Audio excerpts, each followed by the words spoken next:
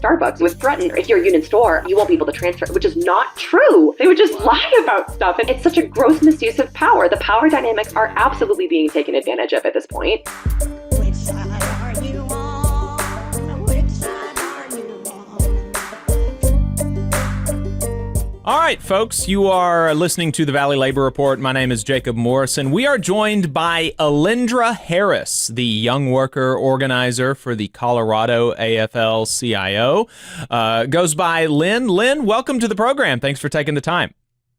Thank you so much for having me. It is a pleasure to be here.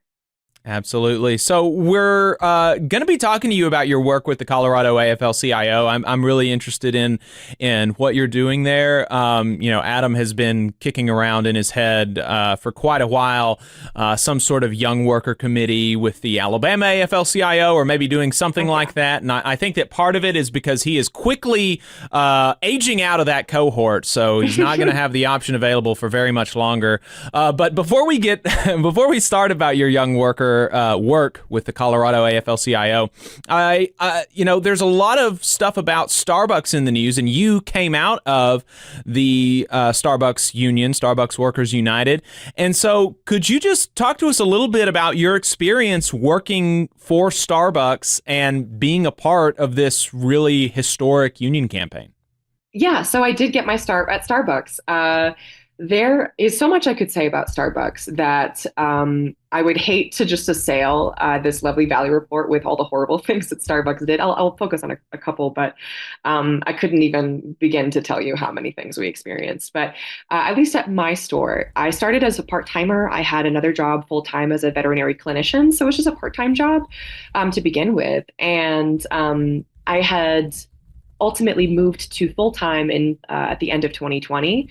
And that was really when the experience opened up for me, how horribly exploited the workers of Starbucks were. And ultimately that this company kind of relied on its incredible PR as like this progressive company that was excellent to its workers, because the reality was when they said, oh, it's above the industry standard, that wasn't objectively untrue, but the industry standard was like in hell. So Right. It wasn't terrible to be like it wasn't super hard to be above the industry standard. And additionally, even some of the progressive positions that Starbucks boasted of wouldn't really come to fruition for a lot of people and stores. So like, for an example, donating their food to shelters or other, organizations or nonprofits that like take food. That was something that Starbucks boasted of and did in some stores. And then like at our store, that food would just like sit in a bin outside and rot.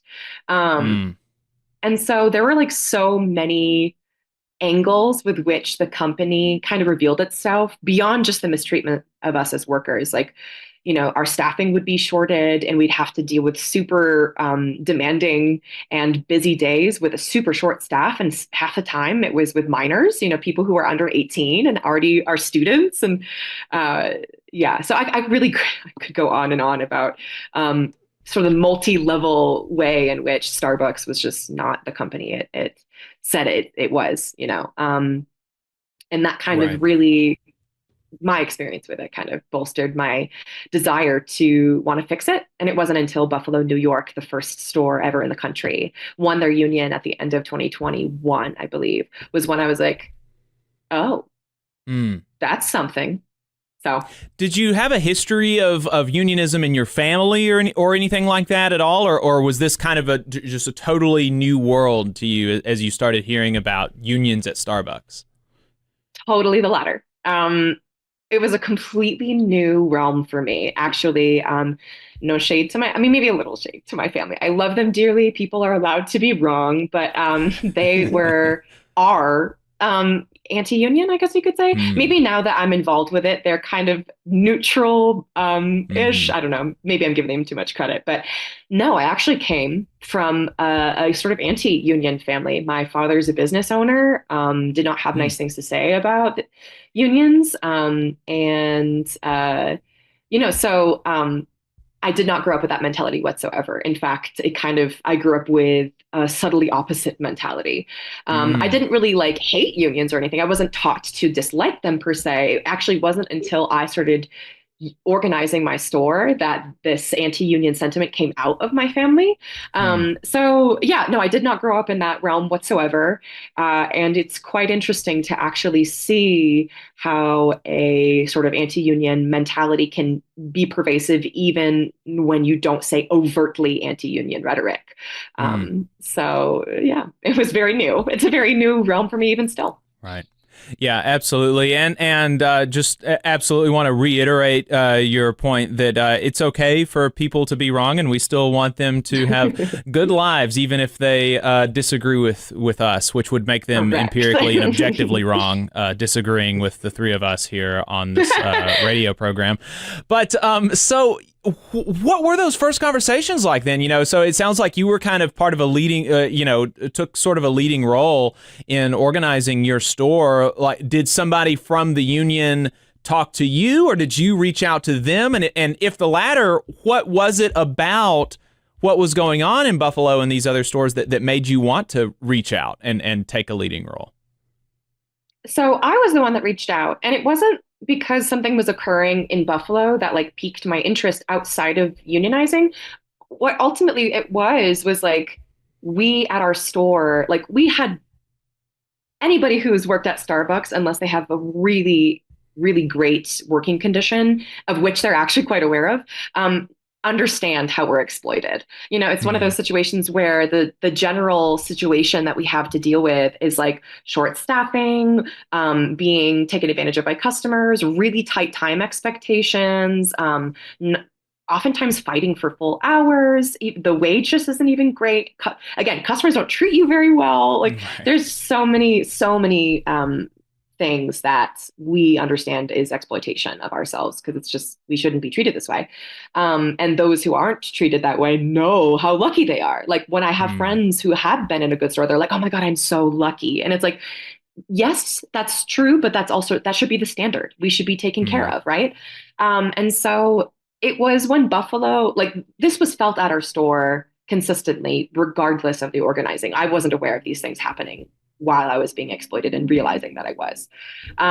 We had a manager changeover at one point, and it went from kind of, yes, a very sort of rigorous expectation, but it was at least working like a well-oiled machine to suddenly a manager who wasn't staffing us and saying things like, well, the numbers here say that you don't need this much staff. And she may have Mm. been being honest about that, but it was like, we were staffed more in the past and we had really good numbers. So one, I don't know what you're talking about.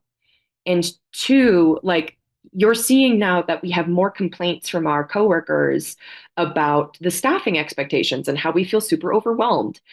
Um, that was in the summer of 2021. And that just continued to be a problem. And people were getting more and more frustrated. We were losing more and more people.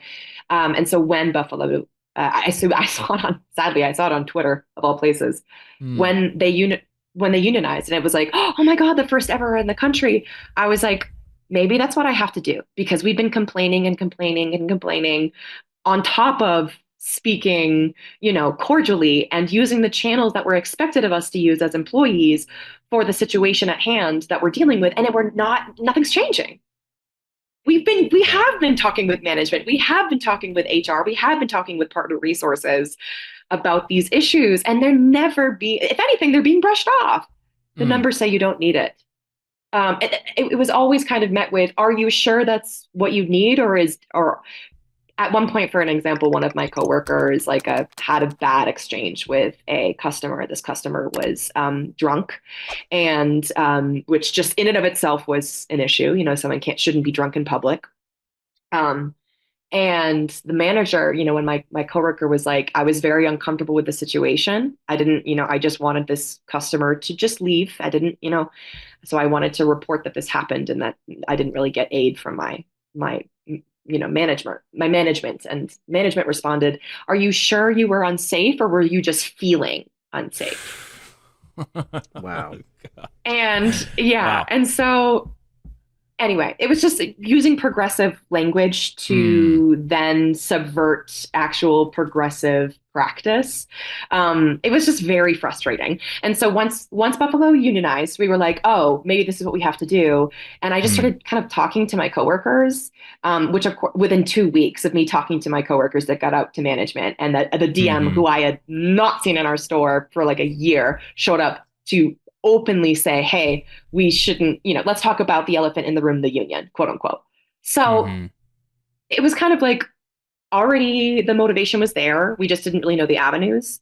Right. Unionization in Buffalo became evident to me, or, I saw it on Twitter and I was like, oh, maybe this is what we need to do. I reached out to Starbucks Workers United on Twitter. They connected me with a union representative in like the Chicago area, who is still like, they were still covering large swaths of areas in the country because the movement wasn't big enough yet for like them having to divvy that up to more union reps. Mm. Um, it's because it was so early on. Like our store was, I Right. think, number 12 in the entire country to actually Oh, wow. unionize.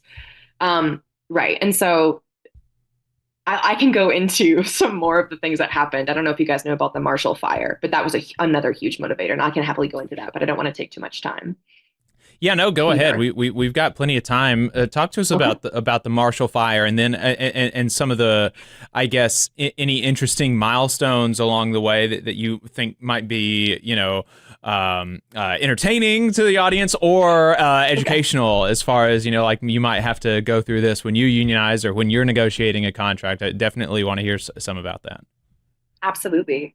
Okay. So maybe I'll just start from, where I left off, which is ultimately we saw Buffalo, or I saw Buffalo, New York unionize. And I was like, let me just start talking to my coworkers. Like I'll reach out to Starbucks Workers United, see what it's about. And whatever, how did this happen? Why did you Mm. do this, etc. And they got back to me pretty quickly, and pretty much it was the same situation that we had dealt with, just mistreatment at work, and no acknowledgement of that mistreatment, and all the channels with which we have been using so frequently to express these frustrations or these issues that we were dealing with were not being met. And so we're like, oh, this is exactly what I'm experiencing in my store. And so they set me up with a union rep. This was just with email. Like we were just exchanging emails. It was first Twitter direct, message, and then that turned into email exchanges, and that was within like 24 hours. So it was pretty quick. And so once they kind of said, like, yeah, this is why we're organizing, and when you organize, you and your coworkers have a more of a voice. Like the voice you want from Mm. work is better represented in a union.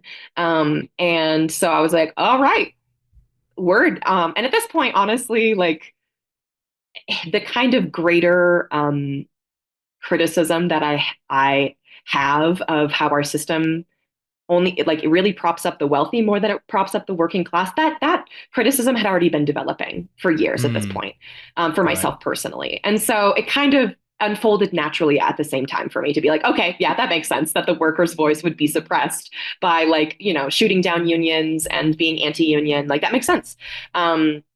That doesn't mean that I think every union is created equal, but it makes sense that having a union, just objectively, that it would help a worker have more of a voice. And so Mm. once I kind of had that exchange with those union reps by email, I started talking to my coworkers, and general sentiment among, I was a shift supervisor at the time. So just one step ahead of a barista, not management, but like Right. basically a barista who had like pseudo management capabilities, like Yeah, site they gave you the opening and keys. running They a shift. expected you to open and Yes. close the restaurant and order groceries, presumably. Yeah, I'm familiar with the role. I had that role in a restaurant before, There you basically. go. They called me an assistant manager. They paid me Mm. $5 an hour instead of $2 an hour. So yeah, really, I was moving up in the world, making $5 an hour to be an Oh, assistant manager. But anyway, climbing that ladder. Yeah, that rat race. That good rat race. Yeah, so I was a shift supervisor, pretty much the same thing. And so I started talking to my other shift supervisors because you understand that they were a barista for the most part hmm anyway. hmm And so they'd understand that condition, but they'd also probably have some level of like uh, uh, poise that might help hmm this establish this movement a little better. Unless, there were some baristas I talked to that I like, it's like, oh, you would be a shift supervisor. You're just not one. And I trust you. I've worked with you a long time. So it was primarily shift supervisors and maybe a barista or two that I knew would like understand and had been there long enough.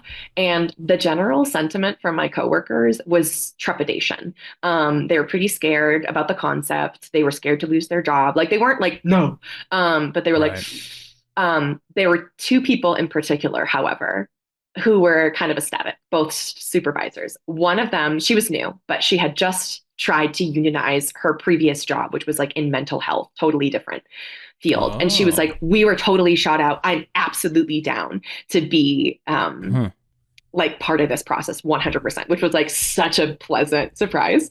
So that was one. And the other one was just she's still one of my best friends. She doesn't work for Starbucks anymore, but she like picked me up and like spun me around.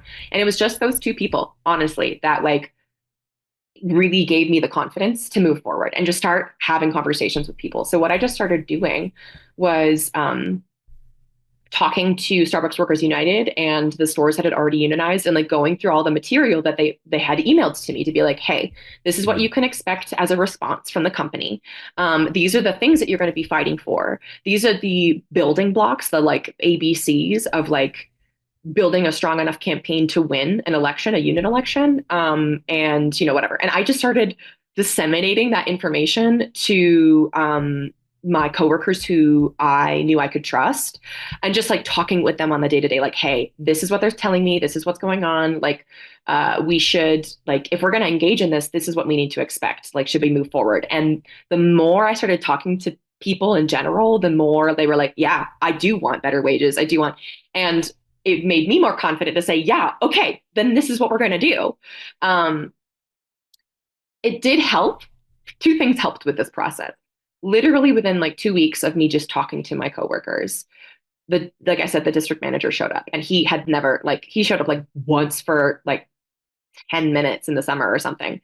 And this was in December of 2021. And so he showed up to immediately hold a meeting with the shift supervisors to say, well, like I said, quote unquote, let's address the elephant in the room, the union, end quote, because of Buffalo winning. And he just basically spent the better part of like 30, 40-ish minutes going into how Starbucks provided an incredible working opportunity for him and how the union would jeopardize that. It would jeopardize, yes, it would jeopardize our ability. Well, someone think of the achieve district manager. God. He was selling it like that was our journey. Our journey was going to be his journey. Like, this is what Starbucks won for me. It can win it for you. And that could be jeopardized. Wow. And I was like, okay, in my head, I'm just like, I'm not just in it for myself, babe. I'm not in it for just myself. Like, right. And also I'm not seeing my vision of it as a district. And there were so many components to that like meeting that were so like, to me, because one shift supervisor, I'm still good friends with her. I still love her. She was very scared from the beginning. And she was the only vote that voted no in our election. And she was terrified. And he was talking about the union is a third party. The union is a middleman. The union's gonna, all this stuff, right? And she's just nodding. And I was like, this is exactly what he wanted. This is why he held this meeting, is to sow dissent.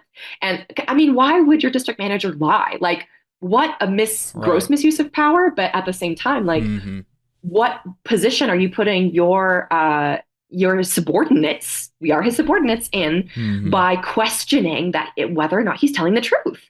Like, there were so many layers of deceit within it that was just fueling me even more, because I was seeing my coworker scared and nodding. And I wasn't thinking, like, she's going to be anti-union. I was thinking, this MFer is sowing dissent between us. Right. That's what he's doing. So I became more motivated in that personally. And then the second thing that really set it off was the Marshall fires. To make a long story short, a fire broke out in December December, I think 30th, either the 29th or 30th of 2021, that became the most historically devastating fire that Boulder County has seen in Colorado history. Over 1,000 homes were wiped out.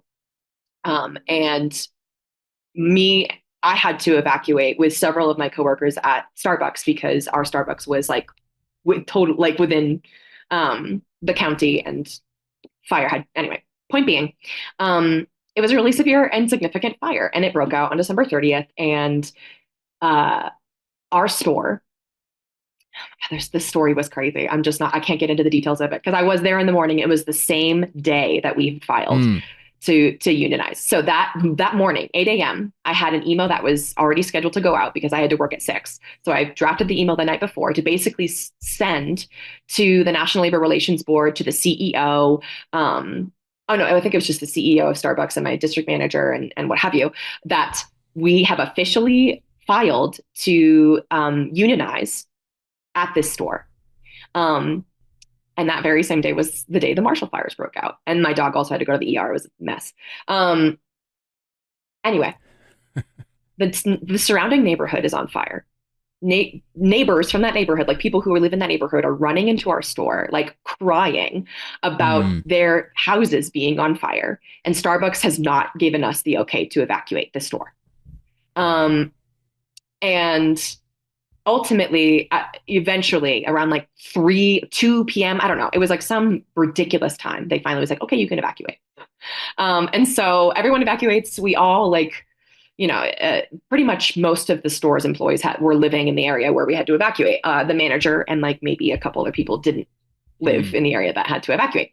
Me and my partner evacuate, and we get a call late that night from our manager asking if we're okay. Good lead-in. Good job. Asking if we're okay. We're like, yeah, thank you for asking. We're good. How are you okay? And she's like, I didn't have to evacuate. And then she says, please expect to be at work tomorrow. And the fires were still roaring. The fires had not been put out. We didn't even know if we were going to have an apartment to return to. My apartment was literally, there is a street and then Starbucks. So I had evacuated with a coworker of mine, the one that had scooped me up and spun me around.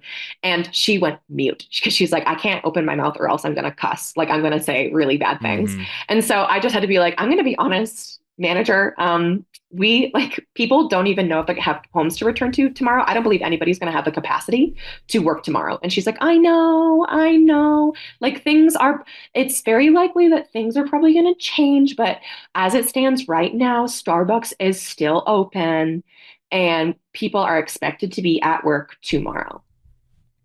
So that, and every coworker getting that message was a huge movement to, okay, this company doesn't give a flying F about us. And this manager is just not protecting us. Like, she has no empathy to the situation whatsoever in this moment.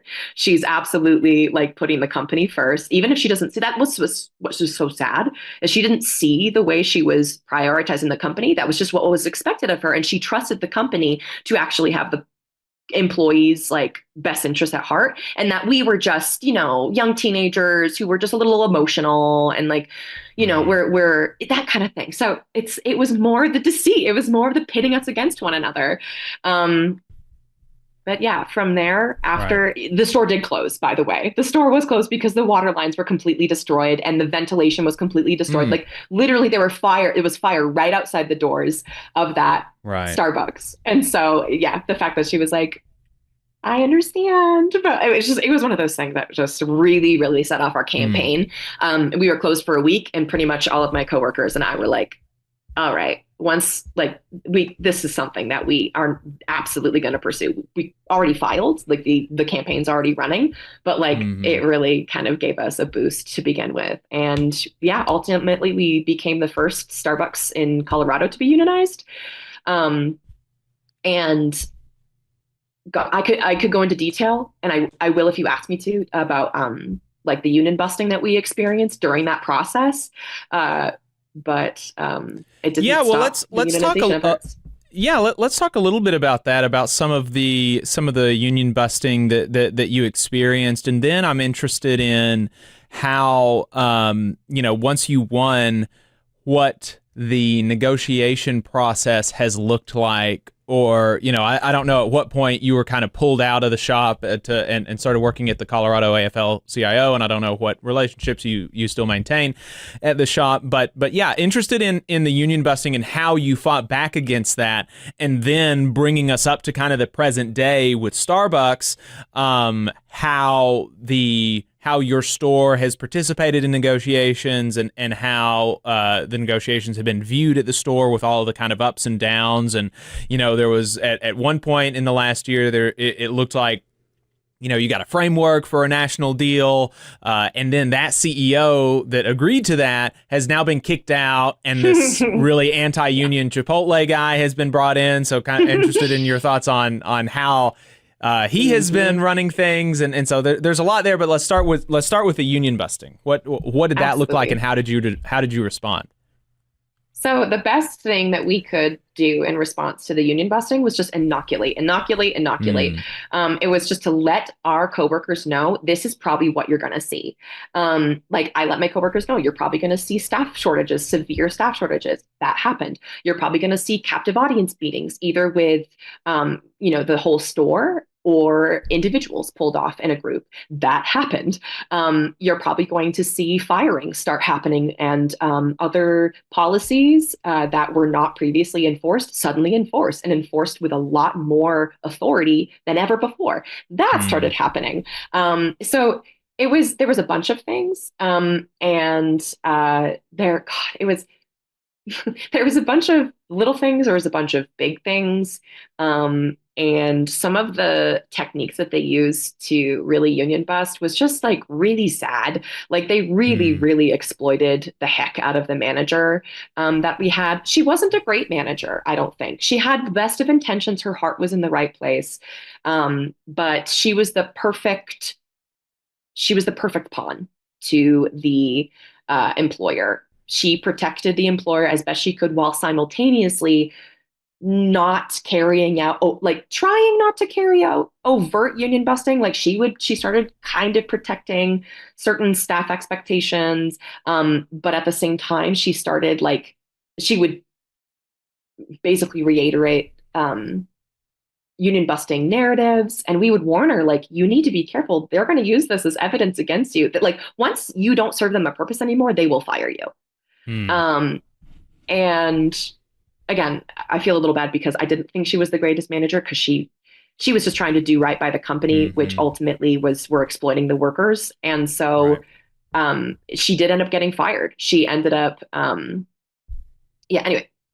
So there was a lot of union busting that happened, both in the general sense of short staffing and policies enforced that had never been enforced before, and captive audience meetings, and a bunch of other little things too, like write-ups for things that we had never, like, again, the sort of policy enforcement, but these were write-ups, and they were trying to make a paper trail to basically justify firing us, so that it would be easier to argue that it wasn't union busting. And and then they would have material that would come out and say stuff that, like, the same thing that the DM had said months ago, where he was like, it's a third party, they're going to get in the way of communicating with management, and like, your dues at the end of the year could equal up to $700. That's a PlayStation 5.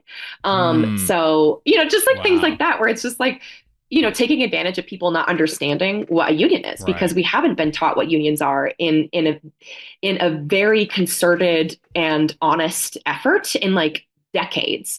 And so they know that their employee base is pretty much unlikely to understand this, or at least they thought so.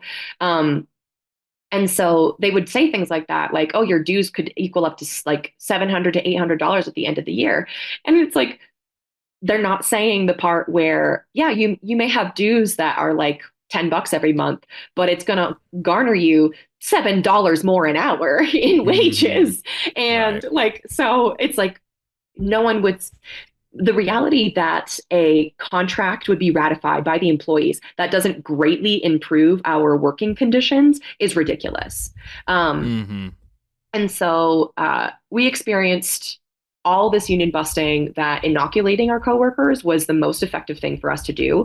I did reach out to some community organizations and such for support. Like DSA came to us pretty pretty early on to help support us, which was really awesome. They like had like Valentine letters for us because it was early in the year that we had started our campaign, or like at the end of the last year and into the next year, early year, that our campaign was happening. And so we got like all these Valentine letters that were like, we love you for unionizing. It was very sweet. We got like donations from the public, which was really cool. So like, yes, union busting happened and it was terrible and awful. And a lot of people were driven off because that was the point.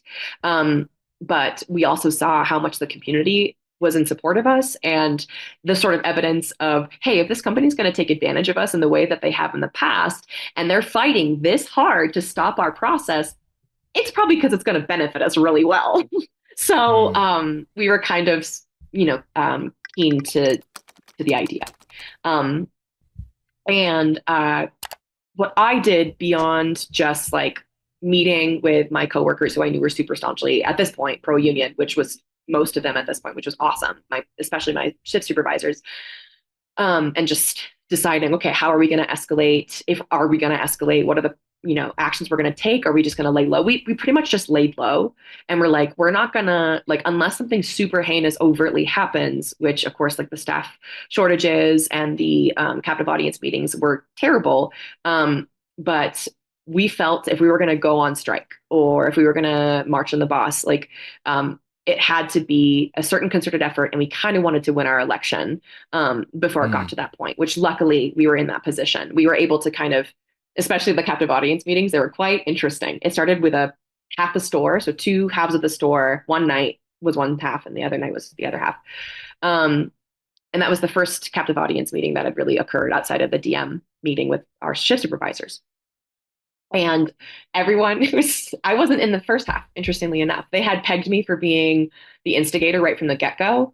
And especially when we started having one-on-one meetings, because after these captive audience meetings with a big group of our store, after that didn't work, they canceled those meetings and started having one-on-ones where they would have either a district manager and our store manager, or an executive from Starbucks headquarters in Seattle, Washington, flown in to sit in along with our store manager. So it was always two authority figures, one of which was almost always a store manager or district manager, and one of which was, especially later on in the campaign, almost always an executive.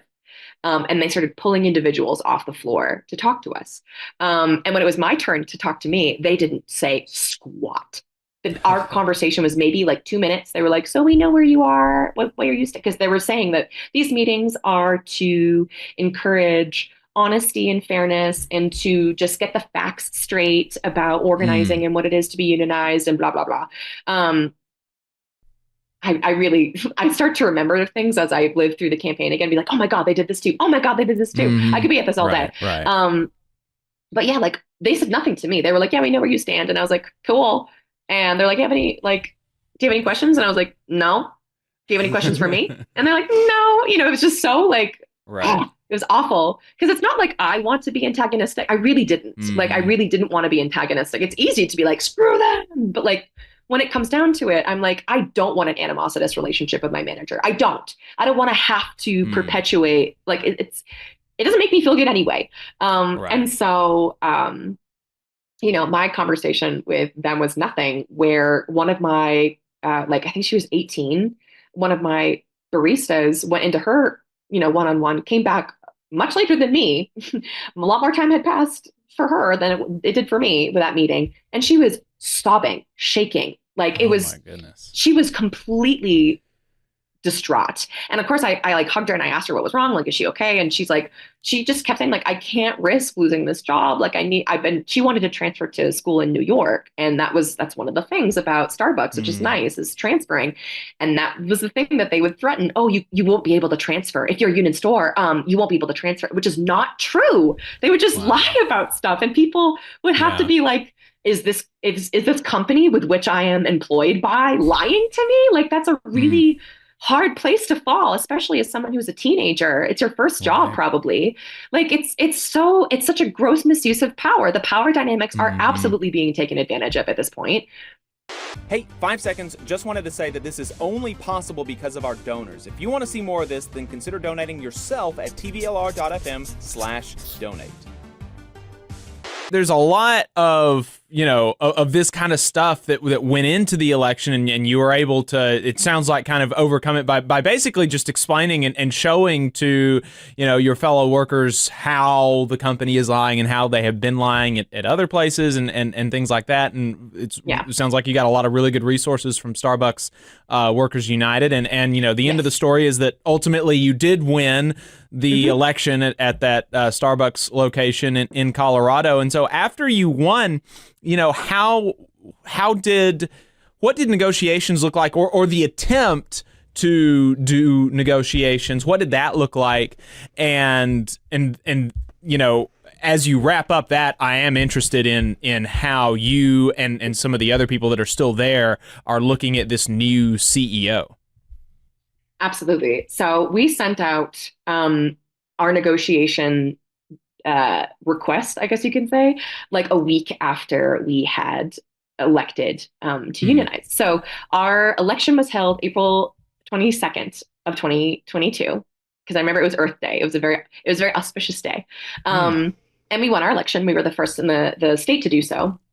And we became officially certified I think it was like May 2nd or something. It was like early May. So right after we were certified was when we sent out an email to the CEO and I think several other members of management that would be included with this, to be like, okay, you are legally obligated to bargain with us. Seeing as we have won our union election, that is the next process by which, is demanded by law.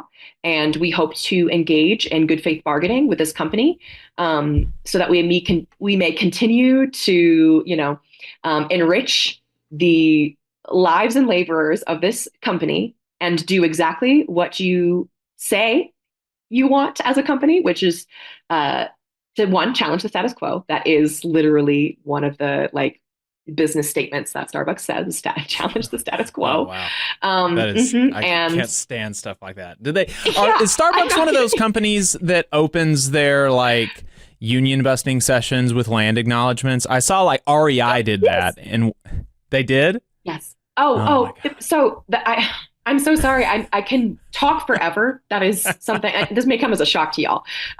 But the first captive audience meeting that we experienced, the one that I wasn't part of, but a lot of my coworkers and members of the committee were, so they just reported back to me. The first thing that Starbucks did was not only in a land acknowledgement, excuse me, they went around in a circle with everyone and was just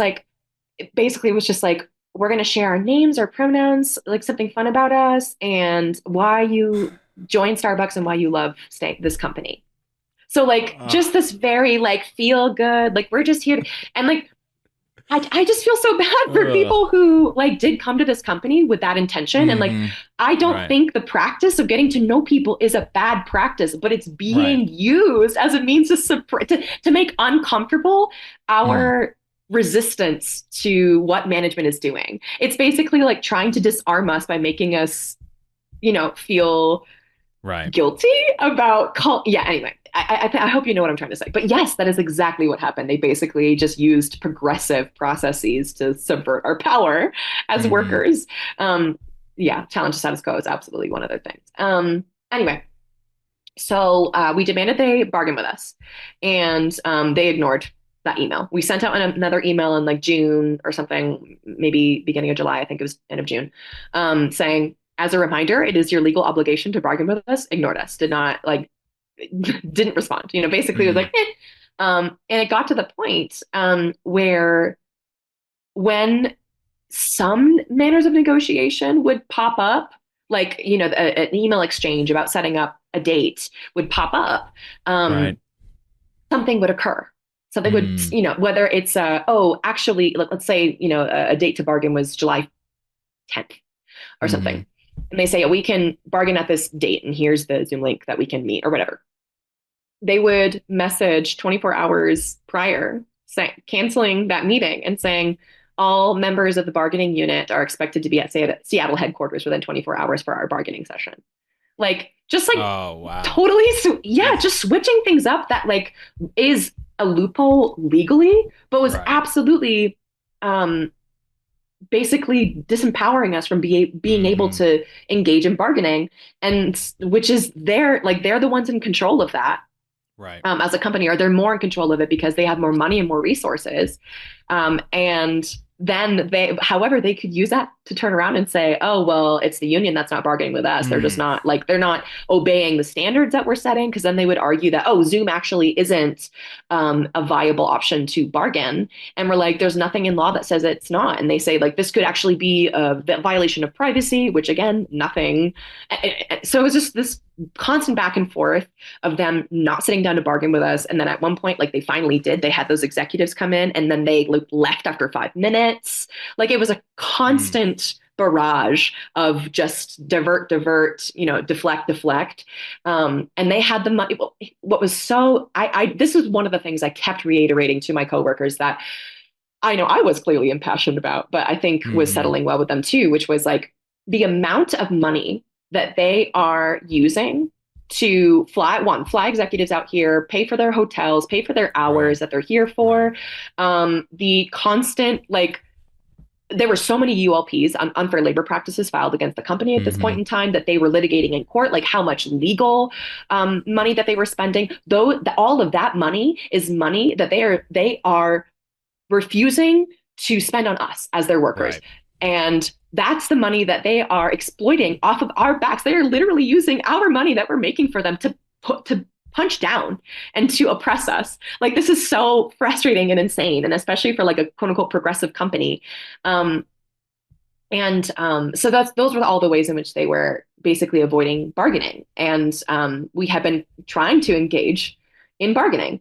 Um, One thing I wanted to mention real quickly before I get into like what happened to me and how the store dynamics look now, and the CEO, the new CEO, is another huge motivator for me outside of like the sort of general criticism of how workers are treated in our society, and then my personal experience at Starbucks was Mm. like, as a progressive company, the amount of garbage that we threw out, even as we were not a huge store, not the smallest store, but the amount of garbage that we throw out every day was like unbelievable. And like single-use plastic garbage. And this company was supposed to be one of the greener, more progressive, the amount of Right. greenwashing that Right. occurred. Um, and I kind of had this thought alongside, like, I want to stop complaining about the situation with which we find ourselves in, whether it's with our labor, the environment, um, housing, cost of, schooling, education, etc. I want to stop just complaining about it, because I think it's fine if people want to complain. We need to vent and actually do something Hmm. about it. And I thought I came across something online. I think someone mentioned it and I didn't know how feasible it was, but it really gave me a light bulb idea, which was someone had mentioned like a clause or something that could be included in a labor contract that holds an employer accountable for its emissions or its pollution because of the subsequent harm that would cause its employees. Mm. And I was like, oh my God, if we can organize around our labor and hold, these companies accountable, depending on, of course, who they are and what emissions they do have and what, pollution they do perpetuate. Um, if we can actually organize around our labor to do that, that might be one of the most effective ways to actually address environmental, decay and climate change. So that was another huge motivator for me, and that's something that I share with people, and that tends to get people pretty excited because it's not just an environmental thing; it's also a housing thing. Like if you can organize around where the flow of money goes for people, because that's the whole thing, is like the money that we're not getting in our pocket is being siphoned up to the top. And that's Right. what a union helps do, is bring that money back down into the community. And if we have money coming back down into the community through organizing our labor, we can see changes in so many different fronts. Whether you care about the environment or not, you probably care about something else, like housing. So anyway, to get back on track, they never bargained with us. So finally, in November of 2022, which the holiday season, that's a really popular business time for Starbucks. Um, there's a thing called Red Cup Day. It's like a pretty significant like holiday launch day where they like customers will come buy a holiday flavored drink or specific drink, and they'll get like a free red cup that has like a holiday design, and it's always different and whatever. Whole Starbucks thing. We decided to take advantage of that and go on strike. And it was the first action like that our store had ever taken. And it was legally protected because we did it under a ULP that we had filed, which that's union law ultimately is, or that's Hmm. labor law, I should say, is if there is an unfair labor practice that is filed and recognized and addressed and what have you, a store or the unit of workers under that unfair labor practice that is filed, which were all union workers at this point at the national level, which included us at our store, are able to take action like a strike and cannot receive penalization for that. If they are penalized for that action, that is unlawful, and the company ultimately would suffer consequences for that unlawful act, right? And so we went on strike that day. It was November 17th of 2022, and it was a successful strike. It was awesome. We shut down the store pretty quickly. It was, both of the managers had come in at that point. There was a new manager. It was a whole thing. It was terrible. I won't get into it. And was like, okay, yeah, we received your email. We'll see you tomorrow. It was pretty nonchalant, which should have honestly been the red flag. The strike was great. It was amazing. Next day, I'm working. I worked, I think, from like 6 a.m. to 2 p.m. or something was my shift or whatever. Don't quite remember. And manager comes in, and this manager was just an interim manager because I had mentioned how the previous one was fired. And so this manager she was never meant to stay. And this was like her last few days that she was there. She comes in around, I want to say it was like 9:45, 10 in the morning. So it was just after most of the rush had happened. And there had been a piece of paper that was left like on a sign. It was like I think it was like one of those metal signs. It's like, you can park here if you have, pickup or mobile pickup or whatever. And there was a sign that said no contract, no coffee that had been taped up from the strike the day before. And this manager found this piece of paper and was coming in and like freaking out on people in like my coworkers, being like, who did this? Who left this? Like, just like completely like very, very angry, shaking this at people, being like, who was the one that did this? And then finally, one of my coworkers mentioned, she was like, I'm the one that did this. So I taped it up yesterday during the strike, and they like went in the back to talk, and this manager like threatened to pull security footage. This manager threatened to do this, that, and the other, like stuff that's illegal, right? That same day, like after that conversation with my coworker about that happened, I was pulled aside and they fired me. Wow. They said that I had like mishandled cash or something. They were like, you have mishandled cash, which is an immediate firing or whatever. I had already gotten like a final warning for something. So I knew that if I was likely on the chopping block, they gave me a final warning about, it was so stupid. This interim manager had asked me if I had opened the safe at a certain time. She was like, what? It says here that you opened the safe at like 5:15. Is that true? And I was like, if it says I did, it probably was. And she was like, you're not supposed to do that, right? And I was like, no, I actually never knew what's the problem with this. And she goes into this, how this is policy where you can't open the safe at this certain time because the statistical average of break-ins happen at these certain times, whatever. And I was like, I've never heard this before. What are you talking about? Right. And so, but she was like, just so you know, like, don't do it at that time. And I was like, okay, thank you for letting me know. There was whatever. So I told all my coworkers, and then like 2 weeks later, I got a final notice for that. Like it's not like I had done it again or anything. This manager had decided, I'll give you a verbal, I'll give you a correction or whatever it's called. I can't even remember. It's been so long. And then decided, actually, I could turn this into a final warning, and I'm gonna. And so that happened. And then the day after the strike, they were like, oh yeah, you mishandled cash. So, you're being fired. And so, I told my coworkers, I said, okay, everyone, like I went back around the corner after the conversation, and I was just like, just want to let you know that I have been fired. And everyone it was quite funny, the kind of response that they were hoping to, disillusion my coworkers about the power of the union. They were hoping to cut the head off of the snake, as they would probably imagine it. And that didn't happen at all. Like, if anything, it just like, impassioned people. Even people were like, oh, this company is the worst. Like they just it completely opened them up to the manipulation of this company. And God, just remembering all the things that this interim manager did that I didn't talk about, and I can't get into it. I'll be talking for a million years. So ultimately, yeah. Oh yeah, no, go ahead. Please. Go ahead.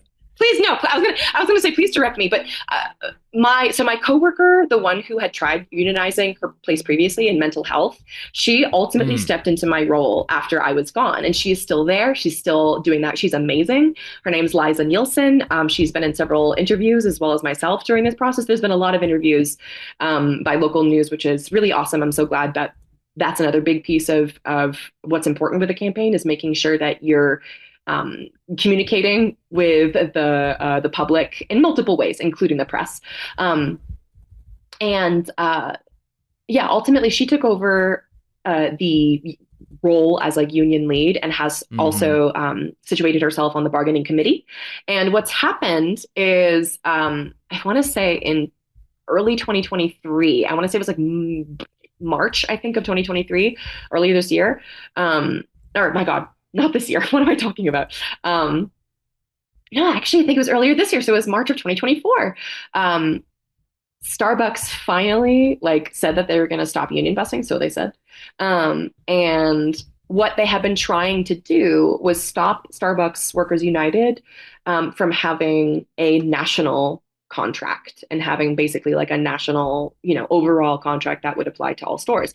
Starbucks was trying to argue, once they really couldn't fight the overall unionization efforts, they tried to fight some of the more foundational aspects of the unionization effort, which was making a national contract, making national actions. Like each store across the country were coordinated in like what the expectations were for bargaining, what our contract was going to look like, what actions were going to be taken. Like we were very coordinated, intentionally so, so that they couldn't put a wedge between us and we could use our collective power.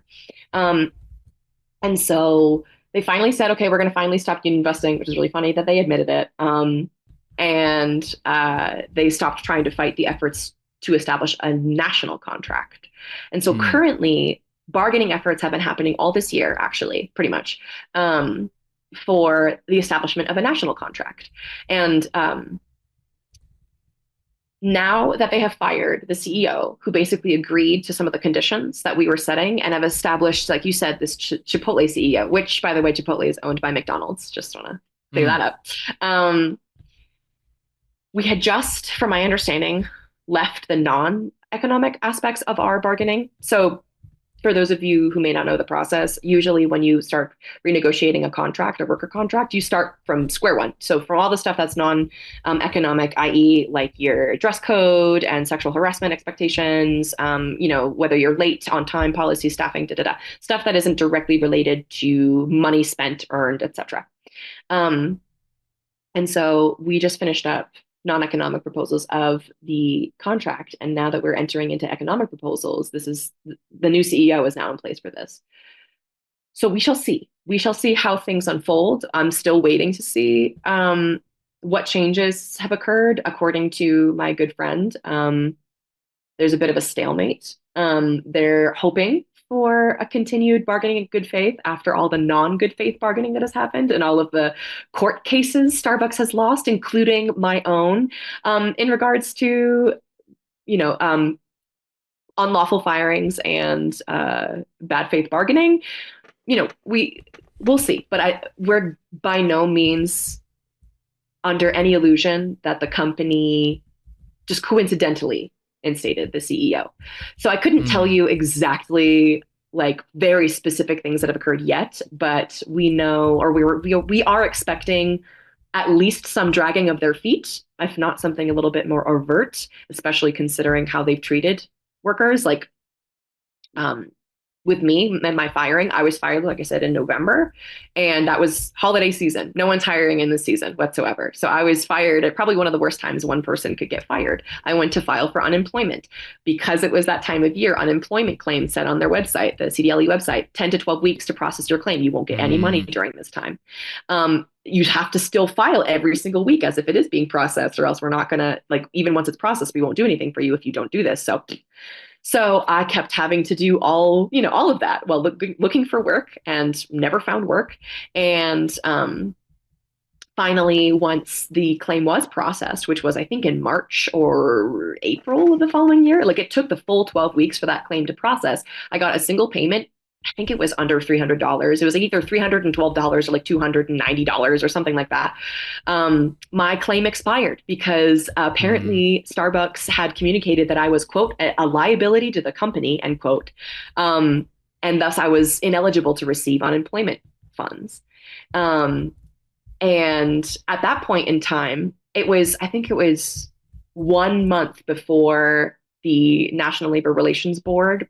They had been conducting an investigation since my firing. in April of that year, they came out to say Starbucks had fired Len illegally, like unlawfully rather, and she is to be made whole, reinstated, da da da.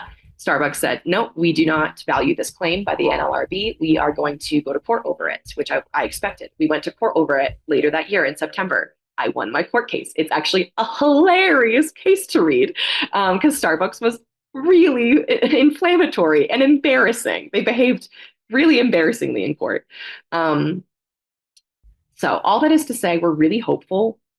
There's been a lot of buffoonery that has happened that has hurt people sincerely, but unlike what Starbucks had intended for us, which was to weaken us and to stop the movement, it has only strengthened people because they see how people are being used for the most part. Right. I ultimately, in April of 2023, like pretty much the same time that the NLRB came out to be like, yeah, she was unlawfully fired, I got the job with the AFL-CIO. I had applied to be their young worker organizer, which was a totally new position that had opened up. I learned about it through some people that I had done some actions with. So like people who I went on a strike line with, not just at my store, but at a few other Starbucks stores. They were members of the union and a staff member in particular of the AFL-CIO and saw what I was doing and was like, we need young people in a union. We're going to be able to open up a position called the young worker organizer. It's, one of a kind. And I'd like you to apply. And so I did. And this was all, while everything's being deliberated, and I got the job. But as it stands right now, in terms of bargaining for Starbucks, we are preparing for what we likely expect to be another measure of bad faith bargaining. We don't want to say anything like we don't want to, put poison in the water, so to speak, by insinuating that openly. So we're not asking for like people to boycott or to, we don't want that. Right. That's the thing, is we want to work with our employer, because if we don't have an employer, we don't have a job, so it's one of those things. But we're not going to pretend like we think it's just a coincidence that the Chipotle CEO has been put in place. I mean, Chipotle has been union busting like crazy. Again, they're owned by McDonald's, which is and I didn't neglect it to mention, but Starbucks employs Littler Mendelsohn, which is probably one of the most, if not the most well-known union busting union busting law firm that exists in the country. Right. Well, Len Harris, I really appreciate you taking us through all that. I think that's going to be really helpful. I know that there's going to be several Starbucks baristas, I'm sure, that are hearing this, and so hopefully they'll hear this and they will go to sbworkersunited.org and get in touch with the union and unionize their store.